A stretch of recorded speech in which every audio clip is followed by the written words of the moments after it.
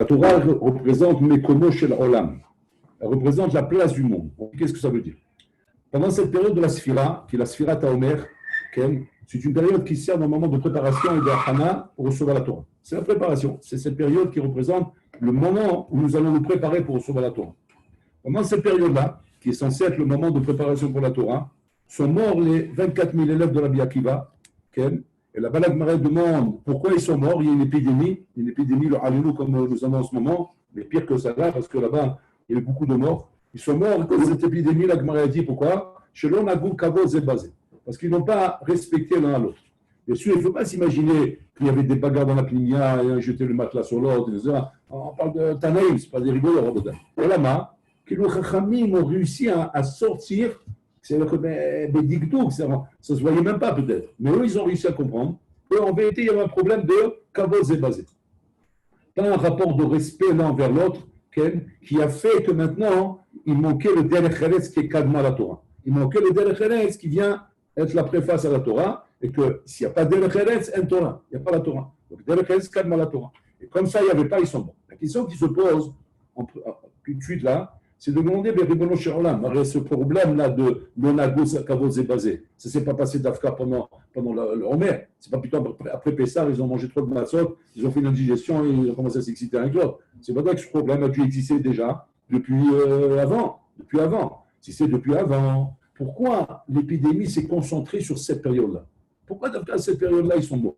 Le problème existait depuis avant, depuis des années même. Ce n'est pas comme ça du jour au lendemain qu'on n'est pas dans le Kavod Zebazé. C'est quelque chose qui est latent, qui existe. Pourquoi d'Afka cette période-là? Sur ça, le bar, il répond que quoi? Qu'on veut dire que toute période qui est censée être une période de préparation, oui, pour quelque chose, cette période a une khumra beaucoup plus grande qu'une période normale. C'est-à-dire elle accuse plus qu'une période normale. C'est quand tu es dans une période normale, qui n'est pas une période de préparation, ouais. Donc on ne peut pas on ne peut pas venir t'accuser de dire tu ne fais pas assez de preuves, assez d'efforts. Tu dois toujours faire des efforts, ce n'est pas d'Afka pendant la période de préparation. Mais quand on est dans la période de préparation, où là-bas on est censé normalement être à un niveau beaucoup plus élevé, parce qu'on se prépare pour Matan Torah, et que Rabbi Akiva, c'est sûr qu'il est préparé pour Matan Torah, mais c'est sûr qu'il a donné des shiurim. Alors dans une période comme ça, le chiyuv il est beaucoup plus grand. Il est beaucoup plus grand, et donc c'est pour ça que là-bas était concentré, et Nachinami, cette épidémie qui les a condamnés leur aller. Donc on voit ici, Nachinami, le lien de la Torah. Maintenant, la question qui se pose, c'est comme ça. C'est qu'a priori, Katoub de Makom, après ce que j'ai dit au début, Torah Mekomo Shel Olam. La Torah représente le Makom du Olam, Makavana. Quand Hachem a créé le monde, il a fallu pour créer le monde que Hachem crée un Makom. Comme toute chose. Tu ne peux pas demain arriver à la maison, amener un bibelot ou n'importe quoi. Si avant ça, tu n'as pas prévu un Makom le mettre, d'accord? Tu vas acheter une machine à laver. Le bonhomme, qu'est-ce qu'il va dire? C'est quoi la mesure que vous voulez, monsieur? Il va dire n'importe laquelle. Vous avez un espace là-bas sans limite. Qu'est-ce que ça peut faire? C'est important. S'il est trop grand, ça ne va pas rentrer. C'est trop petit, il va vous manquer quelque chose là-bas.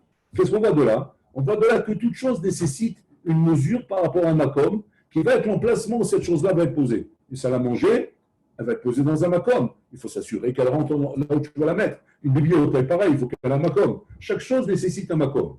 Et le makom sera l'endroit où je vais poser la chose. Comme maintenant, j'ai compris ça, qu'il y a un makom pour chaque chose, et que le makom représente la mitziout où va être posée la chose. On vient nous dire maintenant que la Torah, il met promo chez l'Olam. La Torah, elle est le makom du Olam. Ça veut dire quoi? Si on prend l'exemple que je vous ai pris avant, ça veut dire que quand je vous roule, avant de créer le monde, il a fallu qu'il crée le makom du monde.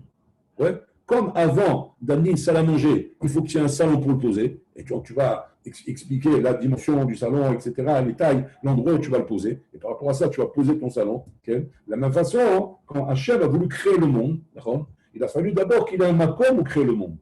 Il a fallu créer un makom avant de créer le monde. Et là, il nous explique une fachine que le makom qu'il a fallu créer pour que le monde existe, c'est la Torah. Il a fait non, c'est absolument sur les douches. C'est-à-dire que la Torah elle-même, ouais, la Torah qui est un livre d'études, c'est de l'étude, c'est Ourani, c'est spirituel, ouais, représente le makom du Olam. Extraordinaire.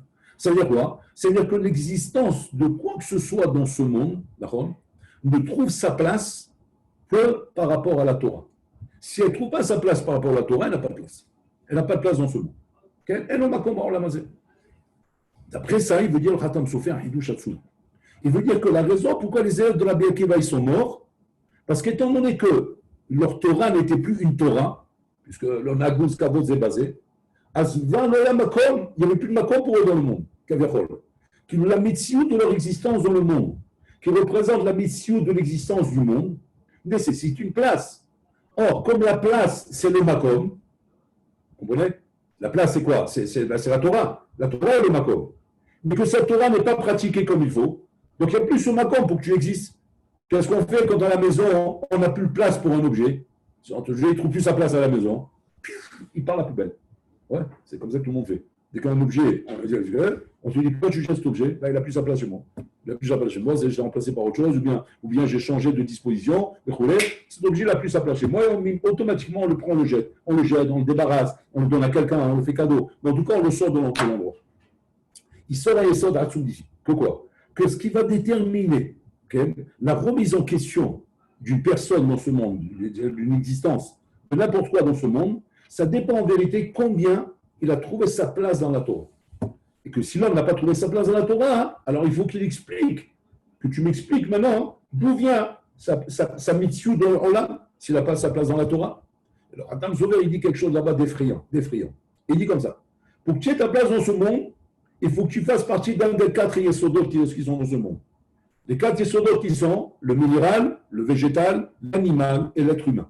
4 niveaux. Maintenant, ces 4 niveaux, ils ont leur place dans ce monde. Ils ont leur place dans ce monde, chacun avec sa catégorie. Il y a fait mot. Quand je dis que maintenant que la Torah représente la place dans ce monde, c'est que la Torah va te donner ta place en fonction de ta catégorie. Parce que dans la Torah, effectivement, il y a toutes les catégories. Toutes les catégories se retrouvent, ils sont citées dans la Torah. Et tu vas trouver ta place par rapport à la catégorie. Si maintenant tu veux partir de l'être humain, tu es un homme. Ouais. Et que l'homme, normalement, sa place dans la Torah, c'est quoi? C'est d'étudier la Torah. C'est la place que la Torah lui donne à l'homme en tant qu'être humain. Si la Torah voit un homme qui n'étudie pas la Torah elle-même l'accuse en disant tu peux m'expliquer où tu es? Explique-moi où tu es. Ouais. Alors, si l'homme arrive à déterminer sa place, sans être accusé par la Torah, alors il peut continuer à exister. Et écoutez ce qu'il dit à Khatam Sofer, c'est effrayant. Il dit comme ça, de 2 choses. Ou bien tu es un homme, ouais, ou bien tu es un animal, parce que végétal, tu n'es pas, minéral, tu n'es pas. À la rigueur, tu peux être ou un homme ou un animal. Alors, il dit comme ça.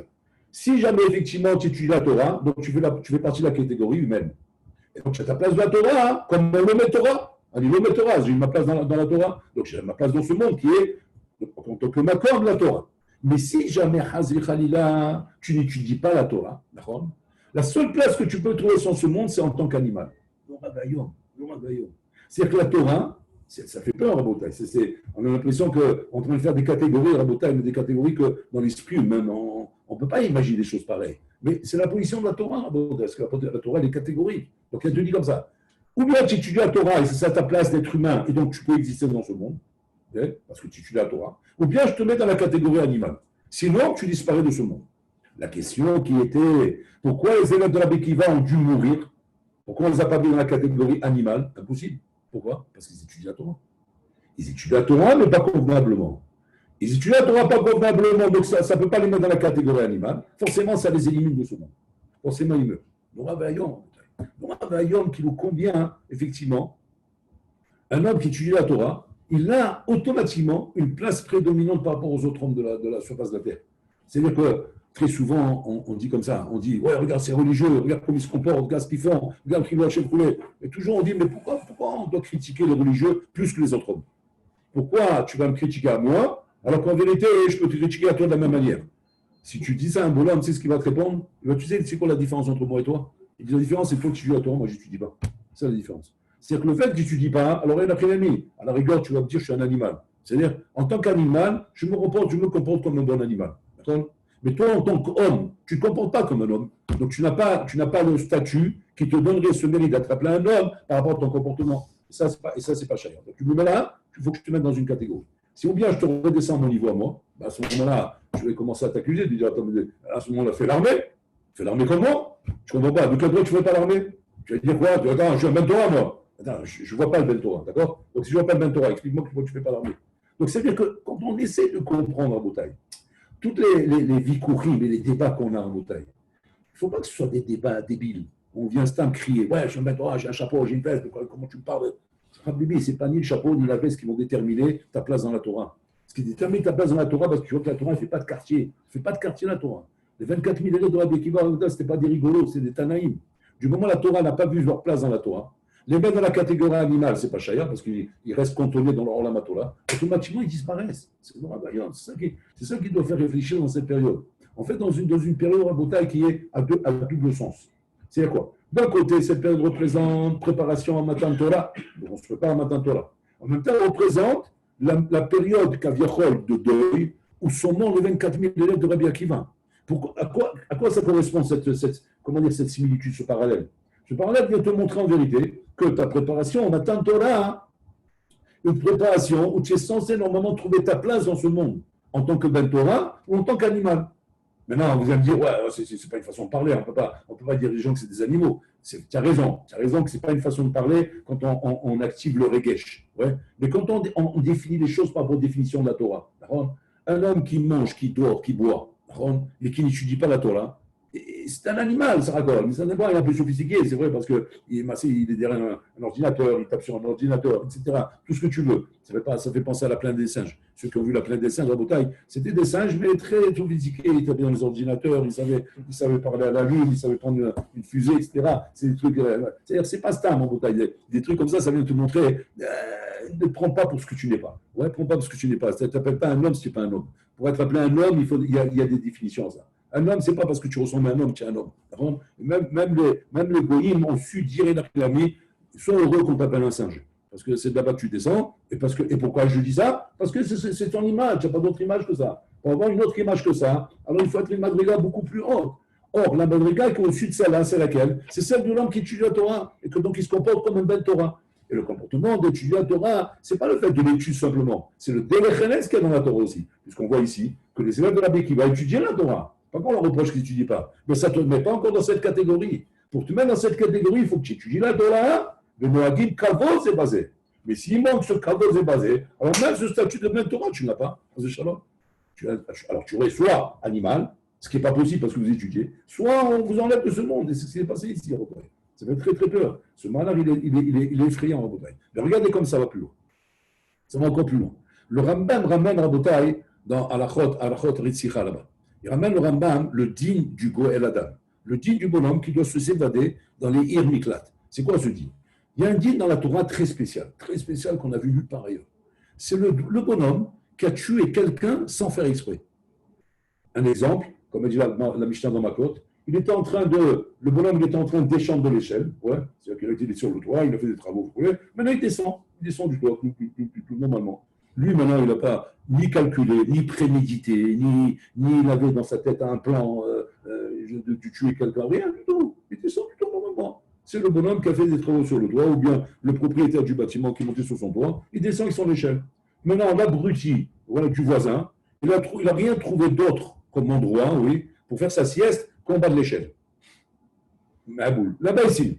Pourquoi? Je ne sais pas. Je ne sais pas pourquoi il s'est mis là-bas. Il s'est mis en bas de l'échelle. Il s'est accoudé comme ça sur l'échelle, il faisait chaud, comme en ce moment. Il a mis le sombrero sur la tête, le chapeau de paille. Ils sont endormis là-bas.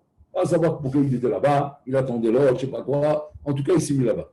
Maintenant, l'autre, il descend. Il n'a pas vu qu'il est là-bas. Il y a un moment donné, nous, il a loupé la marche de l'échelle, il est tombé, ouais, et il s'est écrasé sur le bonhomme qui est en bas. Maintenant, lui, il est sorti avec des bleus, mal au rein, etc., tout ce que tu veux. Mais en attendant, il a tué le bonhomme d'en bas. Il l'a tué. Et le chute, le choc l'a écrasé, et le bonhomme, il est mort. Il a fait. Dans un cas comme ça, comment on appelle ça? Tu vas dire, on appelle ça un accident. C'est comme ça qu'on va appeler ça. Il n'y a pas prémédité. Il n'y a pas eu de. On fait une enquête, quoi. On voit que le bonhomme en été, il ne haït pas, il n'a pas de truc contre lui. C'est pas un genre, il a fait exprès de sauter. On fait une enquête, on va dire, bon, ça, il a quitté, il n'y a rien. C'est malheureux, c'est un accident qui a pu arriver sans préméditation, sans calcul, sans rien, sans pshia, il n'y a pas de pshia. À la rigueur, on va dire, c'est lui le responsable. Pourquoi tu te mets en bas de l'échelle? Okay. La Torah, elle ne voit pas ça comme ça. La Torah, tout d'abord, elle appelle Rotzer. Elle appelle assassin. Si on lui met tout de suite un statut assassin. Tu vas dire, jusqu'où ça va ça? Qu'on va le condamner à mort? Non. Pourquoi on ne va pas le condamner à mort? Parce que ce n'est pas prémédité. Du moment où ce n'est pas prémédité, donc ce n'est pas bémézide, le coulé, il n'y a pas de condamnation. Comme dans toute la Torah. Toute la Torah, quand il n'y a pas d'acte prémédité, ce n'est pas bémézide, il n'y a pas eu atra, donc il n'y a pas de condamnation. Mais le problème, il est que la Torah l'appelle assassin. Pourquoi? On ne voit pas pourquoi. Qu'est-ce qu'elle dit la Torah? Maintenant que tu appelles un assassin, sache une chose, qu'il y a un din dans la Torah qui permet au Goël Adam de te tuer. C'est qui le Goël Adam? Le Goël Adam, ce serait par exemple le fils de ce bonhomme qu'on a tué. On a tué son père. Son père est en bonne santé. Le fils n'admet pas ça. N'admet pas que son père il est parti comme ça. Bien fait. Maintenant, en temps normal, si un bonhomme comme ça, il venge son père, ouais, il tue le bonhomme qui lui est tombé dessus, qu'est-ce qui se passe? Eh ben, on le mentole. Le fils, on le mentole. Pourquoi? Parce que tu n'as pas le droit de tuer quelqu'un, on n'est pas au Far West ici. Tu ne fais pas ta loi tout seul, tu as les revolvers, tu commences à tirer sur les gens, et d'abord, tu va dormir. On t'enferme. À toi, on t'enferme, et lui, on le sort dehors. Pourquoi? Lui, c'était pas prémédité. Toi, c'était prémédité? Dans la Torah, c'est pas comme ça. Qu'est-ce qu'il y a la Torah? La Torah elle dit on donne à ce bonhomme un digne de Goël Adam. C'est quoi Goël Adam? Goël Adam, c'est comme là, il a le droit de venger le sang de son père. C'est délivrer le sang de son père, plutôt le mot. Goël. Il délivre le sang de son père. C'est quoi délivrer? Comment il le délivre? Il le délivre en tuant l'assassin. En tuant l'assassin que la Torah appelle assassin. Très bien. Maintenant, tu vas me dire quoi? Il est condamné à mort? Non. Il peut se sauver. Où il se sauve? Bir Miklat. Bir Miklat, c'est les villes de refuge. Les villes de refuge où quand le bonhomme rentre là-bas, d'accord, l'autre n'a plus le droit de le toucher. Donc il est sur territoire, comme tu dis, je suis rentré dans l'ambassade de France, si la police d'Israël me recherche, elle ne peut pas me prendre là-bas, si vous voulez vous sauver une fois. Vous passez comme ça, tu rentres dans le consulat là-bas, tu leur fais coucou comme ça derrière l'abri, le truc, ils ne peuvent rien faire. Ils ne peuvent rien faire s'ils n'ont pas l'autorisation de la France. Donc ils sont obligés d'appeler la France, faire toute une procédure, et là, il est là derrière en train de faire des bureaux, tranquillement, il leur fait des pieds de nez comme ça, ils ne peuvent rien faire, parce qu'il est sur le territoire français. Là, c'est pareil, je rentre sur un territoire Ermiklat, c'est-à-dire que c'est le territoire des Lévi'im, là-bas, des Kohanim, on ne peut rien faire. Donc il est là-bas. Tant qu'il est là-bas, on ne peut rien faire. La Torah te dit, elle te prévient, fais attention, si un jour te vient l'idée de sortir là-bas, parce que tu as oublié quelque chose à la maison et tu veux le récupérer, au moment que tu sors, il peut te tuer. Il peut te guetter et te tuer. Ça, c'est le droit qu'il a. En tout cas, il faut les Ermiklat. Le Rambam, il range là-dedans cette soubia-là, il pose du couchard souvent. Il demande, si jamais l'idée de la Torah, c'était de dire que quand un bonhomme il a fait une avera, ouais, alors il faut une ville de refuge. Pourquoi dans toutes les avéras dans la Torah, on n'a pas vu ce din-là? Ce din n'apparaît que dans le Rotséa. Pourquoi dans les autres dînes de la Torah, il n'y a pas ce din-là? Ouais, de lui trouver une ville de refuge. Et là, le Rambam, il est Mechadash à Hidush Hatsum. Vous voyez ce qu'il est Mechadash? Il prend le Yisod qu'on vient de dire ici. Que quoi? Que toute chose nécessite sa place. S'il n'y a pas de place, cette chose-là ne peut pas exister dans ce monde. Le problème, c'est que quand un homme a tué quelqu'un, quand tu as tué quelqu'un, ouais, en vérité, tu as éliminé de ce monde un bonhomme qui a été créé, pour quoi faire? Pour glorifier Hachem. Chaque homme, chaque être humain est dans ce monde pour donner le cadeau d'Hachem. Et c'est pour ça d'ailleurs que l'Oralenu, quand quelqu'un vient à partir de ce monde, les proches doivent dire Kaddish. Et là, tout le monde se trompe. Pour qui on dit Kaddish? Alors, tout le monde ici, imagine, on dit Kaddish pour le mort. Pour le mort, pour le faire monter. C'est vrai que de dire Kaddish pour le mort, ça le fait monter. Mais le Kaddish n'est pas pour le mort. Le Kaddish, c'est pour les vivants. Tu veux quoi? Les vivants, ils sont vivants. Écoutez bien. Le Kaddish, il est pour les vivants. Pourquoi? Parce qu'étant donné que maintenant, cet homme-là vient de mourir, Kaviachod, il y a moins de Kavod d'Hachem dans le monde. Cet homme est un potentiel de Kavod d'Hachem dans le monde, par sa présence. En mourant, il a enlevé du Kavod d'Hachem dans le monde. Comme tu dirais, il y a un air qui s'est éteint, donc il y a moins de lumière dans la pièce. Qu'est-ce qu'il faut faire maintenant? Vous, il faut que vous pédaliez un peu plus fort. Donc la dynamo donne plus de lumière. Donc vous devez vous dire le Kaddish pour remplacer le Kavod d'Hachem que cet homme-là ne peut plus faire. Et là, le Kaddish, il vient pour ça, à votre. Quand un homme a tué quelqu'un, il a éliminé de ce monde un homme qui était censé faire Kavod d'Hachem. En éliminant ce bonhomme-là de ce monde, ouais, automatiquement, qu'est-ce qui se passe? Il se passe que quoi? Que maintenant, tu n'as plus de makom dans ce monde. Pourquoi? Parce que tu t'es pris pour le bon Dieu. De quel droit tu enlèves l'homme de ce monde? Allez, celui qui enlève l'homme de ce monde, c'est Hachem. Quand il estime que cet homme-là n'a plus de makom dans ce monde, pour une raison X, bon alors là, prend quelqu'un de ce monde. Mais toi, de quel droit tu peux tuer quelqu'un? Tuer quelqu'un de ce monde, ce n'est pas un acte de Bechira, comme une Bechira classique où je suis Mechalel Shabbat. Quand je suis Mechalel Shabbat, Yesh kapara lésé. Quand je suis en train de manger taref, Yesh kapara lésé. Pourquoi? Parce que là-bas, ça relève de ta Bechira. Mais par contre, enlever un homme de ce monde, ça ne relève pas de ta Bechira, ça relève de la sienne aussi. Lui, sa Bechira, c'était de continuer à vivre. Hachem n'a pas décidé qu'il allait mourir. Quand toi, tu l'as fait mourir de ta propre Bechira, automatiquement, Tu as mis en péril maintenant ta médecine à toi dans ce monde. Pourquoi? Parce que tu as ta place les plus légitimes. Parce que ta place dans ce monde, elle est tant que maintenant, tu es en milchama avec ta béchira à toi. Mais pas quand tu rentres dans la béchira de l'autre. Donc quand tu fais mourir, éliminer quelqu'un de ce monde, le Hadenu, tu remets en question ta médecine à toi dans ce monde. Donc le rabbin dit comme ça. De deux choses une. Si tu as tué des Mésides, alors ta place dans ce monde, elle n'existe plus. Donc on t'élimine, on te fait mourir. Si tu as tué des Shogeg, aussi ta place dans ce monde n'existe plus parce que tu as tué quelqu'un. Qu'est-ce qu'il faut faire? Il faut créer un makom qui va te ta place dans ce monde. Donc c'est que le Ir Miklat, en fait, c'est un chidouch atzoum de la Torah, qui est la métier d'un makom que la Torah a créé pour qu'il puisse continuer à vivre dans ce monde. Sinon, il n'a plus le droit de vivre dans ce monde, ce bonhomme. Étant donné que quoi? Étant donné que maintenant que ce monde, qu'Aviachol l'éjecte, ne le supporte plus, le monde ne peut plus être une mitziout qui lui donne la possibilité d'être miklat, d'exister dans ce monde. Sauf s'il va dans sa Ir Miklat, qui est le chidouch de la Torah, qui lui permet de continuer à exister dans ce monde. De la même manière, le Rambam ramène, de la même manière, un homme qui a shalom n'étudie pas la Torah, met en péril sa mitzvah dans ce monde. Sa mitzvah dans ce monde n'existe pas, sauf si on le considère comme un animal. Comme de la même manière que cet homme-là, pour continuer à exister, il faut qu'il aille dans une miklat, lui aussi, il faut qu'il soit considéré comme un animal. Quand c'est comme un animal, alors le comportement qu'Hachem il a avec lui, c'est un comportement animal. Un comportement animal, Rabotai, ce n'est pas du tout le comportement d'un être humain. C'est quoi la différence? La différence, elle est fondamentale. Quand Boulorem, il va faire un être humain, alors à ce moment-là, les tfilotes, les dibourim, les paroles avec Hachem sont écoutées, comme je dois écouter un être humain. Mais quand j'entends un chien aboyer, je ne m'arrête pas forcément. Je ne suis pas mitziakas à chaque animal par rapport à ses réactions et ses comportements. Je laisse se débrouiller dans la nature. Donc il se débrouille dans la nature. Donc il est au-devant de tous les dangers de la nature, quand un homme est un animal. Alors que quand tu es un Ben Adam, tu es une Ashgacha pratique, parce que tu fais partie des personnes qui sont là pour sanctifier le nom d'Hachem. Donc tu es un Ben Adam, donc on attend de toi un certain rôle. Pour ça, tu as une protection spéciale. Donc c'est que ce qui donne à l'homme la possibilité d'avoir cette proximité avec Hachem, ce rapport avec Hachem, dépend de la place que tu as dans ce monde. Or, cette place dans ce monde en tant que Ben Adam, c'est ta place de Torah. Soit donc tu es un Ben Torah, soit tu es un animal. De toute façon, là, tu ne peux pas venir demander à Bol Olam Kavechol de se comporter avec toi comme un homme du moment où tu n'as pas vu cette place. Donc cette place dépend de Matan Torah. Quand on arrive à Matan Torah, Rabotai, le jour de Shavuot, pour recevoir la Torah, en fait, c'est accepter la Torah, c'est accepter d'avoir ce statut de Ben Adam et cette place dans ce monde, qui est en fait la Torah que je veux recevoir. Et que sans cette Torah, Chaz de Shalom, Ben Achinami, je n'ai plus ma place dans ce monde. C'est Inimakom Baolamazé. Et ça, Rabotai, c'est un yesod très chachouv, qui vient nous expliquer comment la Torah, en même temps, elle représente, après le Rolman du Tamikdash, la kapara de toutes les avonotes, même le Chilul Hashem, où normalement on dit qu'il n'y a pas de kapara, et que la seule kapara pour Chilul Hashem, c'est quoi? C'est que l'homme disparaisse de ce monde. Maintenant, on comprend le Yesod. Si tu fais Chilul Hashem dans ce monde, donc automatiquement, tu n'as plus de place dans ce monde. Parce que toute ta place dans ce monde, c'est le Kiddush Hashem que tu fais. Tu fais Chilul Hashem, tu n'as plus de place dans ce monde.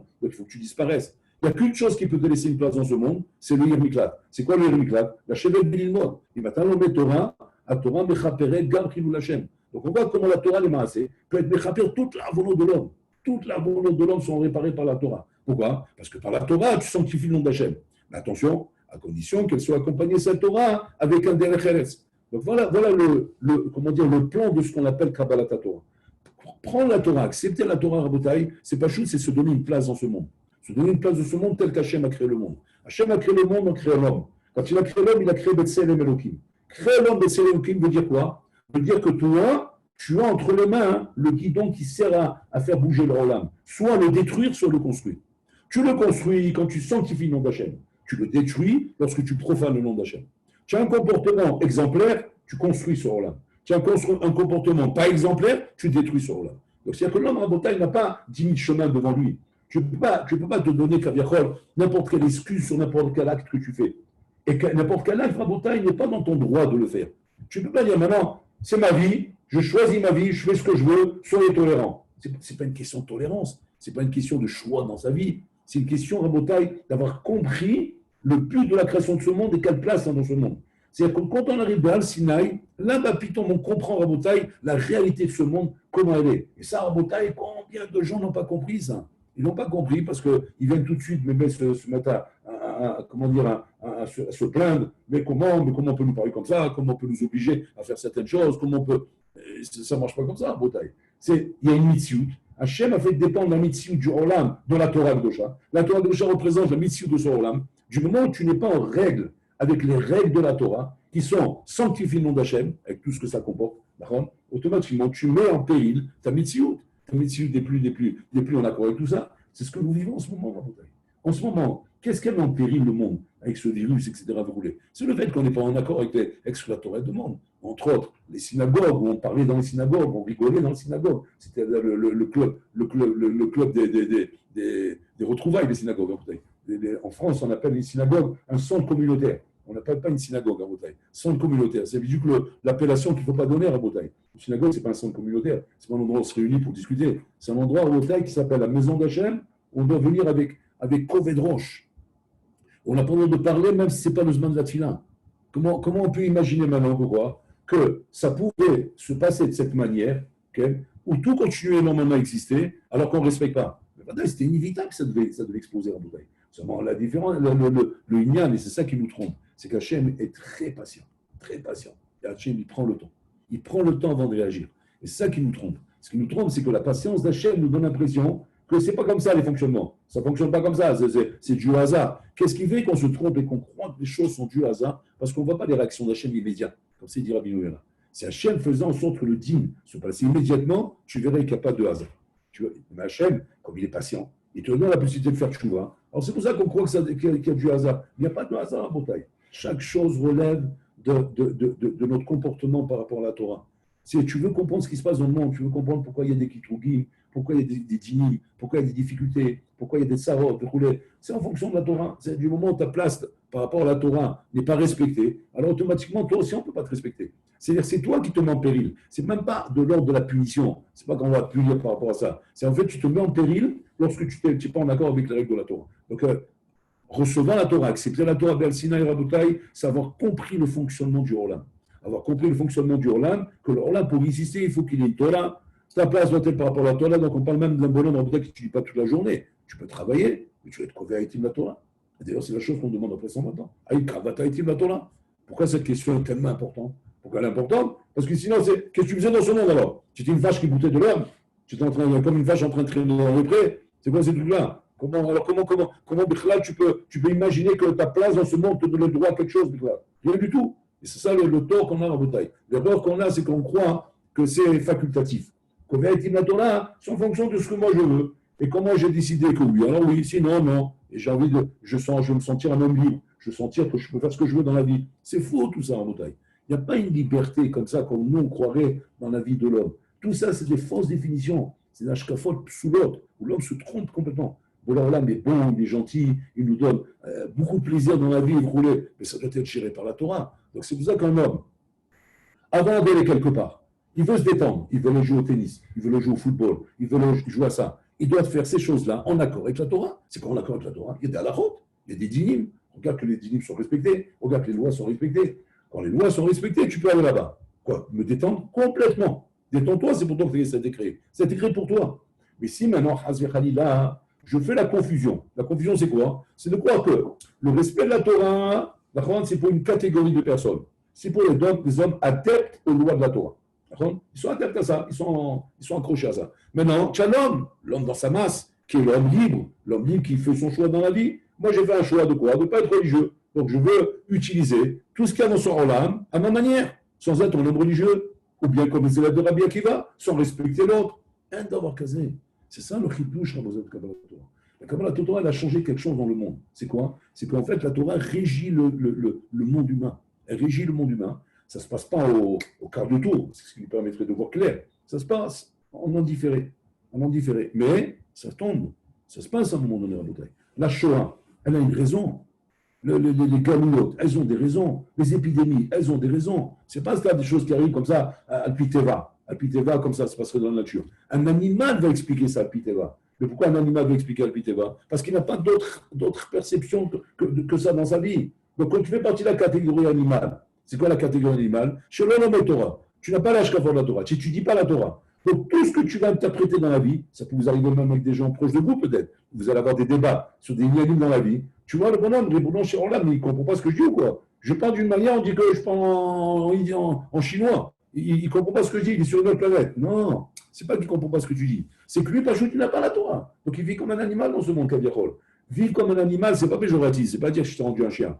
La kavana, c'est que tu vis comme un bonhomme qui n'a pas de loi, qui régit sa vie. C'est-à-dire les lois, bon, ben, c'est les lois d'égoïsme, quoi, genre, ne pas feu rouge, vole pas la banque, etc. C'est les lois en fait qui sont des lois pour nous protéger à nous. Mais ce n'est pas des lois vis-à-vis d'Hachem. Les lois vis-à-vis d'Hachem régissent le monde. Et ça, à Botaï, c'est la grande surprise, Pitom, quand les choses elles tombent, quand le dîme tombe. Là, quand les 24 000 élèves ils sont morts à Botaï, ça a été un bouleversement dans le monde.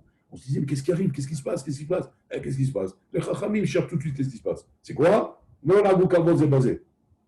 Les Chachamim ne vont pas chercher maintenant les raisons de cause à effet, d'où est sortie l'épidémie et comment ça a commencé. Donc pour eux, c'est des lois de la Torah. Il y a un problème avec une loi de la Torah. Laquelle ils cherchent. Qu'est-ce qu'ils ont trouvé? C'est quoi? Le Boukavod est basé. Comme une fois, Ravuna, il vient en Beta Midrash. Ravuna, il arrive au Beta Midrash, il fait une tronche comme ça, il fait la tête. Il fait faux. Il le regarde, il dit, qu'est-ce qui passe? Pourquoi tu pas un sourire aujourd'hui? Makara. Il dit, Makara, 400 barils de vin ont aigri chez moi à la maison. Il dit, oh, c'est rien du tout ça. C'est toute ma cave à vin. Il avait une cave à vin, Ravuna. Ravuna avait une cave à vin de vin de réserve.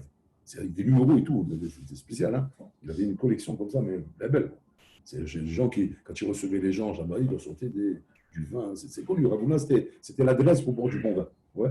Il arrive un jour au Beta Midrash, il lui faisait la tête. Il y a quoi? Il regarde un par un. Il a voulu prendre du vin, mettre à table, il a une invité. Hamous. Quelle honte. Vite, il vérifie, il lance le chamache, ouvre le deuxième. Tu veux dire bien? Prometz. Du vinaigre. 3, 4, 5, 6, 7. Tous les tonneaux. Les 400 tonneaux qu'il avait, c'est énorme. 400 tonneaux du vinaigre. Il vient au Beta Midrash, il fait la tête. Il arrive là-bas, il dit, bon, cher homme, ce qui m'est arrivé, on est quand on. Qu'est-ce qu'ils font les Chachamim? Regardez la réaction des Chachamim. Alors regardez, s'il avait débarqué au piano bar du coin ou bien au café de la paix là-bas, ouais, il aurait débarqué là-bas, qu'est-ce qu'il aurait dit? Ouais, sûrement tu n'as pas respecté les températures, tu n'as pas fait attention, en ce moment il fait chaud, donc il faut mettre une aération, il faut faire attention, le vin il a besoin de 18 degrés, si c'est plus chaud, plus ça ne marche pas, il aurait fait tout un coup là-bas, et Mistama il aurait mis ce qu'il faut en place pour faire attention. Ouais. Là, il n'a pas débarqué au café de la paix, il a débarqué au Beta Midrash. Ouais. Beta Midrash, on étudie la Torah. Et là, les Chachamim, eux, ils ne connaissent pas 18 degrés, pas 18 degrés, la chaleur, pas la chaleur. Tout de suite, ils ont dit, t'es pas pêche, mais ma'asera. Fais hijban en effet, Shavoula. À la Makom, il leur dit quoi?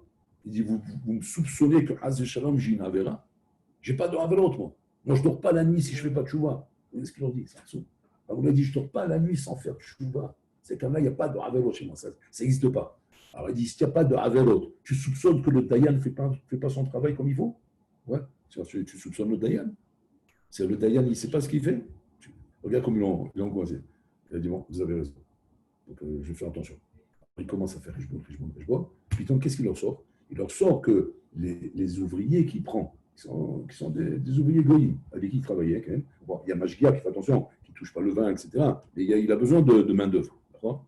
Qui sont là-bas et qui travaillent avec lui, oui. Même les Juifs qui sont là-bas, etc., ils ne leur donnaient pas à goûter le vin. Non, le Tanam du tombé ailleurs. Alors ils ont dit, mais c'est assourd, c'est le Tarsom Shol Bidisho. Tu n'as pas le droit, le shor, quand tu le prends maintenant pour battre le blé. Parce qu'avant, ils n'avaient pas des machines. C'était le shor avec une roue qui passait comme ça sur le blé, il détachait les pieds du blé. Ouais. Tu dois enlever la muselière du shor. Pourquoi? Parce que pendant que tu tournes comme ça, le shor, ben, il veut manger un peu. Ouais. Et tu ne dois pas l'interdire, tu fais un saint sourd. Demain, tu vends des olives. Ouais, tu prends un employé pour vendre des olives. Tu dois laisser constamment manger. Tu n'as pas dans lui interdit de manger. Pourquoi? Parce que la tava qu'il a de vouloir manger, ça peut le rendre malade. Donc tu dois lui donner. Et là-bas, il ne faisait pas attention. Qu'est-ce qu'il a répondu à Ravuna? On a répondu, si je les laisse, ils vont me brûler. Il a dit, tu rigoles quoi? Tu ne peux pas faire ça. La Torah t'a dit comme ça, il faut faire comme ça. Ah, comme il a fait tchouva. Donc tu vois de là qu'un homme doit comprendre effectivement comment les choses fonctionnent.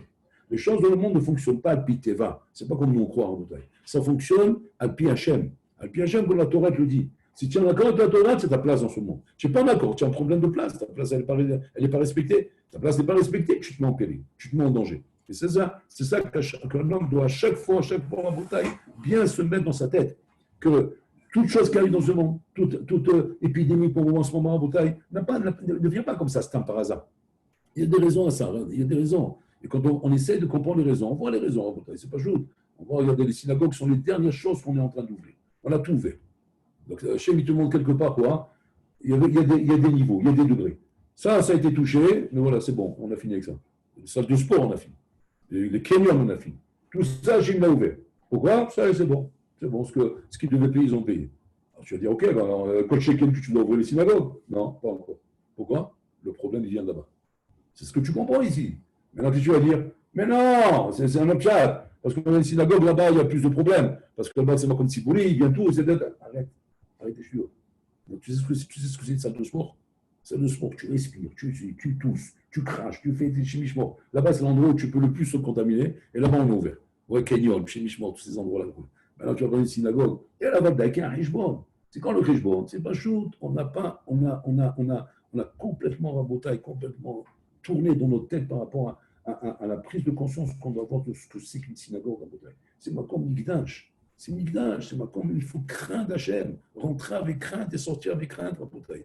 Une des raisons pourquoi la Shoah, la guerre mondiale rabotaille, n'a pas touché l'Afrique du Nord, c'est parce qu'en Afrique du Nord, il y a ça, c'est fini, il y a ça, rabotaille, ils respectaient les synagogues. Les bonhommes, ils rentraient dans la synagogue en train de trembler, rabotaille, ils tremblaient comme ils rentraient. Ils sortaient en tremblant, ils rentraient en tremblant. Ils ne parlaient pas, il n'y avait pas de parole. Il n'y avait pas. Le Chita, il raconte comment, à son époque, les Skénim venaient avec leur barbe nettoyer le parterre de la synagogue. Ils ne nettoyaient pas avec la serpillière. Ils disaient, c'est pas kavod. C'est pas kavod pour la synagogue qu'on a nettoyé avec une serpillière. Vous vous rendez compte d'un peu? Avec leur barbe, ils nettoyaient.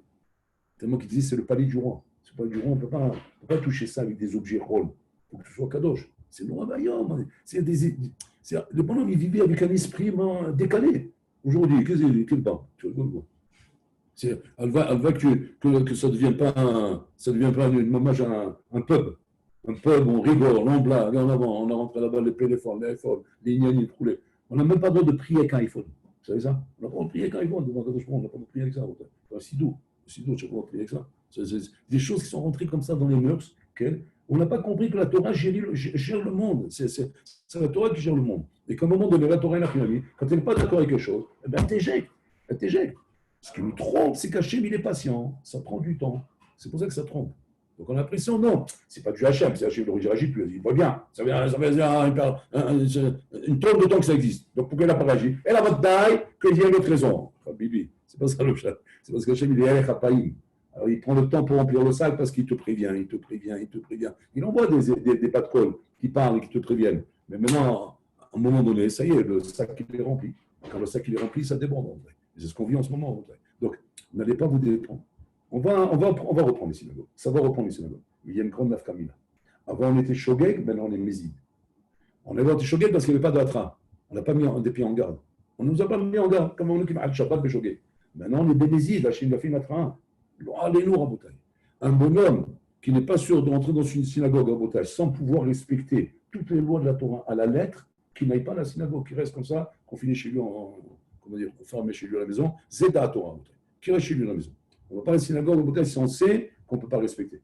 On sait qu'on ne peut pas respecter, comme le Shran Aroun dit, qu'un enfant qui ne peut pas se tenir à la synagogue, on ne l'amène pas. Ouais. Alors, Shran, il a parlé pour les enfants parce qu'il a parlé de ce qui est Shachia, que c'est un enfant qui ne se tient pas. Ouais. Mais un adulte, peut-être qui se tient. Donc, Shran ne veut pas parler des adultes. On va cette loi.